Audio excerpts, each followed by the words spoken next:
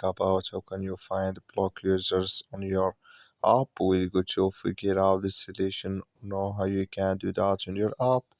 So you just follow these ways, then it's going to work with you. All you have to do in first, you just go down, click here on profile down here. So when you click here on profile, it's going to take you to your profile. It's going to show for you like this here. So then you go above this sign, click on it. It's going to take you to this list. It's going to show for you like this here. So then all you have to do next, you just click here on block users. You just click on it. And you just click here on block users. You come to next tip here. It's going to show for you like this.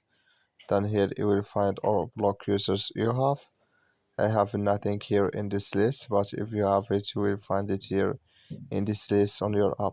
That's all you have to do. Thank you for watching. Don't forget to support us by like and subscribe.